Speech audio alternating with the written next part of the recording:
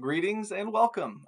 We are going to have a lesson tonight looking at one of the passages that we referenced this morning. This morning we had a lesson on fasting, and we made reference to Jesus practicing fasting. In the Gospel of Matthew, chapter 4, Jesus goes into a wilderness and he fasts for 40 days and 40 nights, which is really a remarkable human feat. It's something that will leave you in pain and in hunger and emaciated. Like it's not a pretty sight to see someone who's fasted for 40 days and 40 nights. And Jesus, the Son of God, goes through this. And it's also at this time, as we referenced this morning, that the devil takes his opportunity to, at Jesus' weakest, try to get him to mess up, try to get him to sin, try to get him off course for his ministry and his vocation. And Jesus passes the test. He passes all of the tests, and he's able to then begin his ministry. But I think one of the things we talked about this morning was one of the benefits of fasting is that it makes you a little bit weaker. It's harder to control your emotions. You're more likely to get hangry, we talked about, or angry. You're more likely to be short with people. You're more likely to be weak in the flesh when you are fasting. And if you can be strong in the spirit, even when you're weak in the flesh, then that's going to help you a whole lot in life. Like, for example, when Jesus again is going through intense pain and turmoil on the cross, he has temptation there. But he's worked and he's proven himself that he has self-discipline, he has self-control, he can master his own wishes and desires, and he can be faithful to God even when it's really, really painful. Fasting 40 days and 40 nights at the beginning of his ministry is a way of showing that, and going from the garden to the cross at the end of his ministry is a way of showing that. And Jesus has exercised self-control. And so we talked about the benefits of fasting. Well, I want to look a little bit more in detail at Matthew chapter 4, at his temptation in the wilderness, and I want to notice a couple things about it as we go through. To begin, I think it's important to kind of set the stage for what's happening in the book of Matthew, particularly the Jesus-Israel motif. What I mean by the Jesus-Israel motif is all the way through up to this point, there have been a couple themes that have been kind of running through the text of Matthew. One of them is a comparison between Jesus and Moses. Moses is the one who led Israel out of Egyptian captivity and slavery and led them through the wilderness and all that stuff. And Moses is also the one who he was born at a time when there was a ruthless king in charge, and that ruthless king ordered the male children of the Israelites to be killed, and Moses' parents hid him, and then he was saved down in Egypt, and then when he became a man, he came back from Egypt. And if you read the birth story of Jesus in the book of Matthew, it's a very similar pattern. You have Jesus is born, but there's this wicked king, and he issues a decree for all the children to be killed in Bethlehem. So his parents flee down to Egypt, and they stay there until the death of the king, until they make their way back. And there's all of these things that link Jesus and Moses, kind of like Jesus is the new and better Moses. But one of the other links that you see throughout this is a link between Jesus and Israel herself. Jesus is like the new and better Israel. Or maybe a better way of saying it is Israel was given a task and a vocation to the whole world, that they would be a blessing to all of the nations, and that every family under heaven would be blessed by Israel. That was the call all the way back in Genesis chapter 12 to Abraham. And yet, when they were given the law, when they were given all these things that were supposed to make them separate and distinct, they did a pretty poor job at keeping the law, and they didn't always live up to their high calling before God. As a matter of fact, they ended up often looking like the other nations and being dominated by the other nations because of that. And so what Jesus does is he takes the role and vocation of Israel as an Israelite upon himself, and he does for Israel as a whole in himself what Israel was failing to do, and he does for God what Israel was failing to do, what God called Israel to do. So Jesus becomes like the perfect fulfillment of Israel. He becomes the new and greater Moses, and he also becomes the example of what all human beings are called to be. He becomes the model human that all human beings are supposed to be like and to try to imitate. And so Jesus is the example of how to be Israel. He's the example of how to be Moses. He's the example of how to be a person. And when you look at Matthew chapter 2 and verse 15, this is talking about that time when Jesus and his family had to flee down to Egypt because of the decree from Herod to have all of the children killed.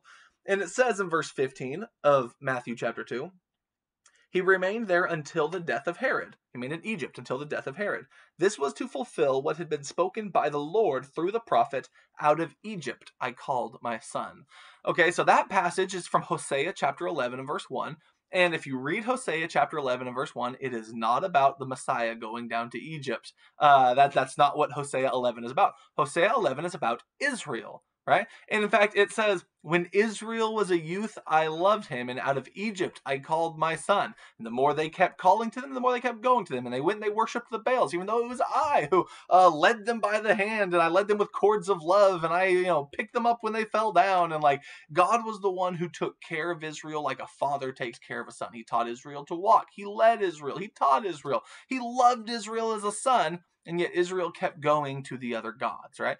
That's what Hosea 11 is about. It's about God's disobedient child who continually goes another way, even though God lovingly calls for his son to return home, right? It begins by saying, "When Israel was a youth, I loved him, and out of Egypt I called my son." So like when Israel was just this babe of a nation, they were slaves, and God called them out of Egypt, and he brought them into the promised land. So that's what Hosea 11:1 is about. It's about Israel. And yet Matthew takes it and applies it to Jesus. Why would you apply a passage about Israel to Jesus? I think it's because he's wanting us to see a link where Jesus is taking on the role of Israel. Jesus is representative of Israel. And it's the Israel who went down into Egypt, the Israel who came up out of Egypt. So Jesus has his own microcosm of the Exodus here in his young childhood. As a babe, Jesus comes out of Israel, or out of Egypt, just like Israel came out of Egypt, right? And that's going to continue. Jesus eventually, when you get to chapter 3 and verse 16, it says, after being baptized, Jesus immediately came up out of the water, and the heavens were open. And he saw the Spirit of God descending as a dove and lighting on him. And behold, a voice came from the heavens saying, "You are my beloved," or "This is my beloved Son, in whom I am well pleased." If you look at who is called the Son of God in the Old Testament, sometimes there are some kings who are called that, but also Israel is given that name, like in Hosea 11:1, "Out of Egypt I called my son." And so Jesus, as God's son, is taking upon himself the role and vocation of Israel. But notice, as he's baptized right here, and God says, "You are my beloved son," he says that as he is baptized in the water. I think going through the water is an important image right here, because if you remember, when Israel left Egypt, they went through the water. They went through the Red Sea. In Jesus, as he comes out of Egypt and grows into a man, he goes through the water also. And then where does Israel go immediately after going through the water?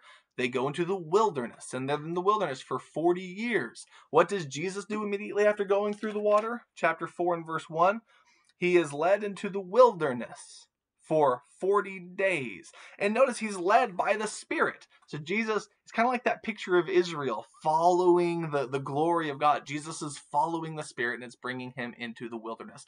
Israel was there 40 years. Jesus is there 40 days. But again, it's like a microcosm of Jesus doing what Israel itself did. And what happened while Israel was in the wilderness for 40 years?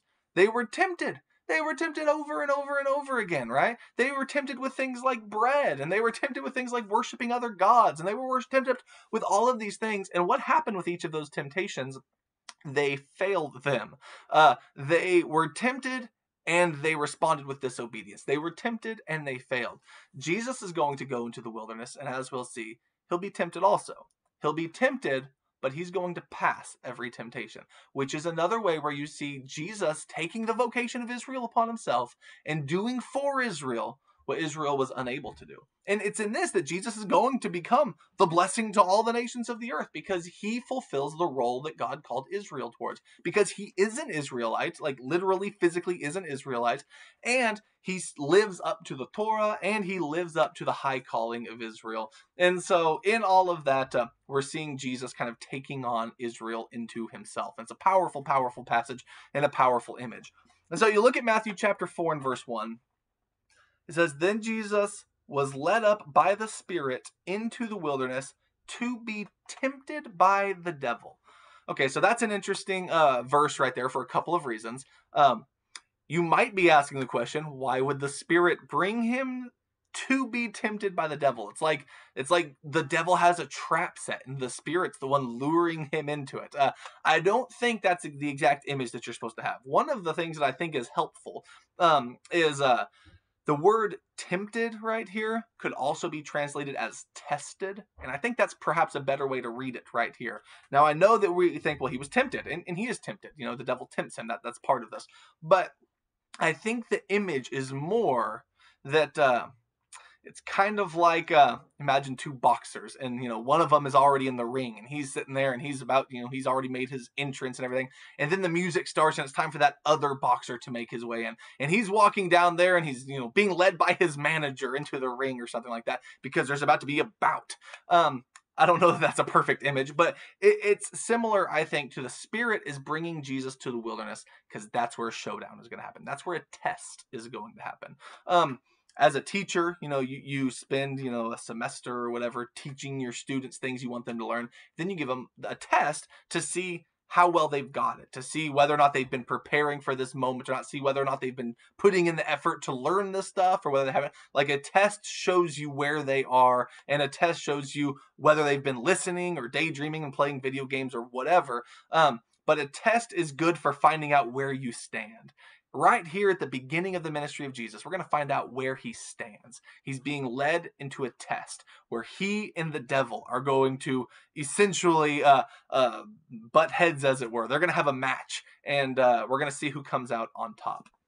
So verse 2, Jesus goes into the wilderness, and after he had fasted 40 days and 40 nights, he then became hungry. So Jesus is very human. He's an impressive human, but he gets hungry. I don't know that God has ever gotten hungry, but Jesus is feeling that very human feeling of hunger. And he's probably feeling it at a depth and an extent to which none of us ever have. He's fasted 40 days and 40 nights. And so Jesus, if you could imagine how weak and lethargic, in pain, and his stomach, like all of that is going on. And that doesn't just affect your belly, by the way. When you have all that going on, it affects your brain. It affects everything about you. You're not thinking as clearly. You're irritable. Like all of this is going on. And the devil uses that opportunity to try to have his test, to try to have his boxing match with the Lord. And so verse 3, and the tempter came and said to him, if you are the Son of God, command these stones to become bread. All right, so where's he getting the idea that Jesus is the Son of God? Well, I guess on one hand, because Jesus is the Son of God. But if you read Matthew chapter 3, like the very last verse of it, and then just ignore that chapter 4 right there, just read it through. Don't pause. Just kind of keep reading. It says, the voice comes from heaven and says, this is my beloved Son, in whom I am well pleased. Then Jesus goes into the wilderness, and the devil says, so you're God's son, huh? It's like the devil's aware of what that voice from the heavens has said. And he's looking at Jesus, and here's what he sees. He sees a human being in weakness, in the wilderness, alone, by himself, in pain and in hunger, starving. And he looks at him and says, you're the Son of God? Like, you? It's kind of like, that's not what the Son of God should look like, right? The words Son of God are used even outside of the Bible to reference like kings and like important people. It's used in the Old Testament even of some Israelite kings. But like, it's generally a title of honor. It's not the title for the impoverished carpenter's son who's starving to death out in the wilderness. And so when the devil sees him, he says, you're the Son of God? He says, well, let's test this, okay? If you are the Son of God, and I think in just wording it that way, there's doubt being thrown, right? Because he doesn't look like the Son of God. And so if you are the Son of God, like, why isn't God doing something for you right now? Why are you suffering? You don't have to suffer if you're God's son, right? You can have ease and comfort and a lavish life if you're the Son of God, but here you are in misery, suffering. If you are the Son of God, it sure doesn't look like it. If you are the Son of God, why isn't he doing something? Or better yet, and this is what he actually throws at him, if you are the Son of God, why don't you do something about this? Why are you in pain and misery when you don't have to be? Unless you're not the Son of God. Like if you are the Son of God, why don't you solve your problem right here? You're very hungry, right? You're in weakness and all this. Like, why don't you do something? You see those stones right there? You know what the Son of God could do? He could make those bread if he wanted to. I think that's actually kind of an interesting image. You can turn these stones into bread if you wanted to do that. In the Gospel of Luke, when John the Baptist is preaching, he tells those who have come out here, don't think that that God's okay with everything you've done just because you're descendants of Abraham or descendants of God of Abraham. God could make these stones descendants of Abraham if he wanted to. Like he could make sons of Abraham even from stones. I think the idea of turning something into something valuable from a stone is like just an idiom or an expression. And Satan is saying, look, you're miserable, you're suffering, you're hungry, yet you claim to be God's son. Why don't you just solve your problem? Make these stones bread right now. All right. So Satan seems to think that the solution to his problems is food. The solution to our problems in this world is more bread. And I think that's an idea that Jesus is going to, as the new Israel, take umbrage with, because he responds in verse 4. But he answered and said, "It is written, man shall not live by bread alone, but on every word that proceeds from the mouth of God."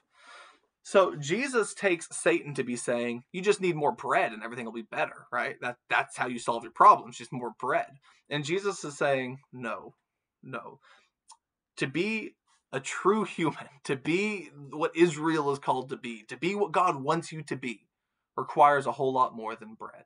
If you live your life and the thing that you think you need is bread alone, just as long as I have my stuff and as long as I have my food, like that's the same thing that animals need to survive. That's the same thing that insects need. Is they need bread, and it's kind of lowering the high call of being an image bearer of God to you just need more food. And I think what Jesus is saying is it's not bread alone that you need. Certainly, yes, you need bread, but you need something much deeper than that. What Jesus responds with is actually a quotation from the book of Deuteronomy chapter 8 and verse 3. And in that passage in Deuteronomy, it is talking very specifically about Israel and their wilderness wandering. So Jesus is in the wilderness without bread, and Israel was in the wilderness without bread. And Deuteronomy 8:3 is commenting on that. It happened in Exodus and it happens in Numbers when Israel's without bread and they start complaining to God, right? And in Exodus is when God gives them the manna and some quail and all that stuff. Well, when you get to the book of Deuteronomy, it's kind of looking back on that incident with the bread. And it says that God humbled you and taught you that it is not by bread alone that man lives. You do not live by bread alone, but you live by very things that proceed from the mouth of God. All right? So you listen to the words of God. And what does God tell us that man needs to survive? Well, you need purpose and a high calling and community, and you need the lordship of Jesus and the kingdom of God. Like, there's so much more to it than just, I need more food. And so Jesus is looking at the devil, and the devil is basically offering him, you just need more of, your sustenance for your belly. You need more of the pleasures of this life. And Jesus is saying, no, I need more of the word of God. I need more of what God has to say. That's what human beings need in this life. So in the showdown, Jesus is showing us that there's a whole lot more to what he's going to be bringing than just bread alone. Then it continues on. Verse 5, the devil tries tactic number 2. It says, then the devil took him into the holy city and had him stand on the pinnacle of the temple. Now, I'm not exactly certain how this happens, if they actually leave the wilderness, or if this might be a thing like in Ezekiel. Ezekiel's in Babylonian captivity, but he's taken to go to the temple, and he's able to stick his head in the temple and look around. He sees idols, he sees idol worship right outside in the courtyard and all this bad stuff, and it's like, then he eventually zaps back, and he's there in Babylon, and he starts teaching and all that. But sometimes there are prophetic visions where it's like your consciousness is taken to a new place, and that might be the type of thing that's happening here. But the devil takes him in verse 6, and he says to him, "If you are the Son of God, throw yourself down. For it is written, he will command angels concerning you, and on their hands they will bear you up, that you will not strike your foot against a stone." So why does he take him to the temple to do this? Well, if you want to be close to God, in Israelite thought, you go to the temple because that's the dwelling of God on earth. That's where the God of Israel resides, is at the temple. And so he takes him there and he says, all right, we're right next to your dad, right? You're right next to your father. If you are the Son of God, then why don't you just throw yourself down? If God's son is to be cared for, then it's like he's not going to let some death like falling off a temple or something like get in the way. So you could right now prove to the world that you're God's son, and his angels would rescue you like that. You could prove it to everyone if you will just, make God act. And I think that's kind of the problem right there, because what's happening right here is Jesus is being tested. But what the devil's trying to do is get Jesus to test God, which, by the way, is what happened in the wilderness. They tested God in the wilderness, the children of Israel, and they ended up getting punished for that because they were trying to make God be the one who acted. Like, they were trying to make God perform tricks and God do all the things that they wanted. And when you try to make God your servant, the one God has to now act in response to you rather than you acting in response to God, you've reversed your roles and you have become God's God. You have become God's leader, God's ruler. And that's not what we're ever supposed to do. And Jesus knows that. And so Jesus recognizes that it's not up to him to try to test God and to make God try to save him. Rather, he's the one who will be faithful to God. He's the one who will serve God. He's the one who will not put the Lord to the test, but will rather be the one who is tested. And in fact, I think it's really ironic here that the devil is telling Jesus, hey, die or attempt to die because God will save you from it. If you are God's son, he wouldn't let you die, right? Whereas when you read the book of Matthew, what you'll end up finding out is it's the fact that Jesus is God's son that will ultimately lead to his death. And that's the big paradox of the title Son of God and of the ministry of Jesus, is that you would think of all the people who would not be crucified, it would be God's son. I think that surely is what the devil's thinking, right? Like, okay, if you really are God's son, why don't you just jump off? Because I think the devil might be thinking splat. But Jesus is saying, no, I'm not going to do that. I'm not going to put God to the test. I will, however, show my faithful, loving commitment and obedience to God by dying, though. Like, being the Son of God will not be the thing that keeps me from death. It's the thing that has me on the track towards death. And so Jesus responds in verse 7. And Jesus said to him, on the other hand, it is written, you shall not put the Lord your God to the test. And so the devil responds by quoting Psalm 91 at Jesus and saying, look, God cares for his people, right? Doesn't Psalm 91 actually promise that God will not allow something like this to happen? This is a psalm of trust in God. Do you trust God? If you're God's son, show me your trust in him right now and trip and fall. Jump off and let's see what God does. And Jesus is saying, you don't understand God. If you think that's how you are supposed to interpret Psalm 91, you've not read Psalm 91 right. You're not supposed to put God to the test. And Jesus' quotation from here about not putting God to the test comes from Deuteronomy chapter 6, talking about when Israel is in the promised land, how they're supposed to live. They put God to the test repeatedly in the wilderness. When they get to the promised land, they are no longer supposed to put God to the test. And that's where that passage is coming from, talking about when they enter into the land, do not put the Lord your God to the test. And then finally, and Jesus proves that as Israel, he's the one who's not going to put the Lord God to the test. So again, he passes the Israel test with the manna or the bread. He passes the Israel test by not putting the Lord to the test. And then he passes the Israel test by who he's going to worship. And so then verse 8, again, the devil took him to a very high mountain and showed him all the kingdoms of the world and all their glory. Okay, so that's an interesting thought, the idea that there's a mountain big enough to do all of that. There isn't in that part of the world. So again, I think we're probably looking at something like a vision here, but they go up on a mountain and Jesus is able to see all the kingdoms of all of the earth. And the devil showing him these things says to him in verse 9, all these things I will give you if you will fall down and worship me. You want to know something? I think he's probably right. I think he could have done that. I think one of the ways that the kingdoms of the earth get their power is in service to the devil rather than in service to God. That tends to be a theme that kind of runs throughout the Bible. If you look at the book of Revelation, who is it that raises up those beasts from the sea? It is the dragon. And I think the devil is the one who often has a lot of authority in what the kingdoms of this earth do. Now, there is a sense, yes, where the kingdoms of earth are also servants of God, but they're not usually servants of God who are obedient to God. And that's one of the difficult things, is like Rome can be called God's servant, but really, who was Rome serving?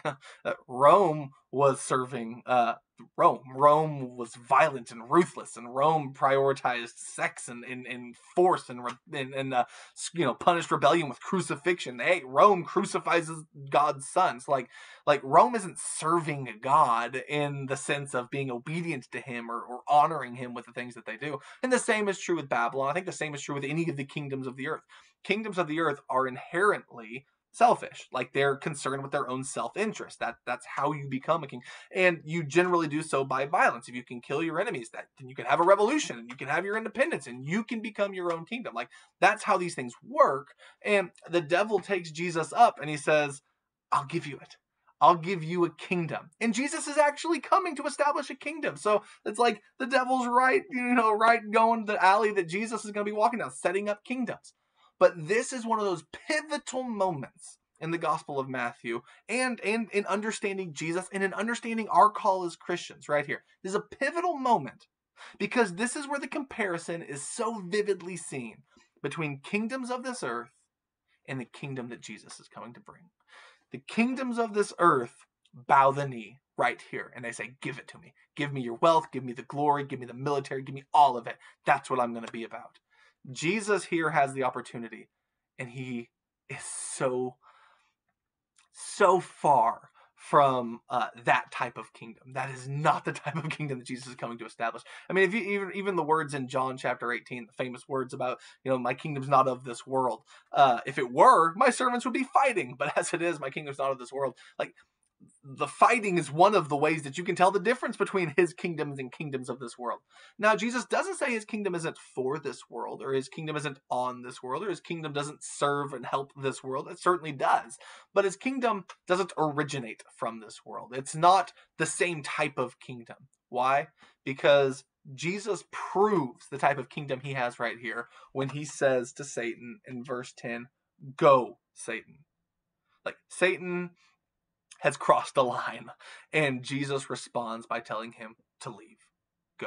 Get away right now. This conversation's over. And so at this point, Jesus, he's certainly not going to worship the devil. He's not going to fall down and serve the whims of the tempter. Even if he can offer him all the kingdoms of the world, that's not the way Jesus' kingdom is going to last. And by the way, kingdoms of the world don't last. And Jesus is going to establish a lasting kingdom, one that is of a completely different nature than what Satan is used to and what the world is used to. And so Jesus says, go, for it is written, you shall worship the Lord your God and serve only him. That's also from Deuteronomy 6, just a couple verses before the one we read about not putting the Lord to the test. Again, it's about when you enter the promised land as Israel, who are you going to serve? Don't worship idols. Don't worship gods that you create. Don't worship demons, which, by the way, I think an important idea throughout the Bible is that when you're worshiping idols, you're not just worshiping nothing, but you're worshiping the forces of darkness behind those idols. And I think that's what happens with idol worship. And that's how Satan is worshipped, And Jesus is saying, go away. As the true Israel, you don't worship idols, you don't worship the devil, you worship and serve only God. That's what Israel was told to do when they entered the promised land, and that's what Jesus does here as he's about to leave the wilderness. Jesus is leaving, though, without having given in to the sins and the temptations and the testing. Jesus passes the test with flying colors. So then verse 11, then the devil left him. So when Jesus says go, the devil listens, and he leaves. And behold, angels came and began ministering to him. And so the devil thought the angels would come by testing God, but instead the angels came by obeying God. I think an important point, and it's also a powerful reminder of who our Savior is, and perhaps a powerful reminder of the best way we can fight sin. Also, we will each have moments in the wilderness. You will have moments where you have the choice between God's way or the devil's way or the way of the world. You'll have your moments where you're tempted to put God to the test, either in your prayer life or something where you're thinking why is he not doing this? And we want to control God and we want to bend God to our will, when that's not the way that our relationship with God is ever going to be formed and to grow. And we will have times to think that maybe just a little bit more bread will solve my problems in this world, or maybe a little bit more pleasure, or maybe a little bit more whatever. And I think in each of these we're reminded the value of Scripture and the value of obedience to God in having our priorities and our perspectives right for God, for His will, for His Son, and for His kingdom. And I hope that is encouraging to you throughout the week. I love you, and may the love of God be with you.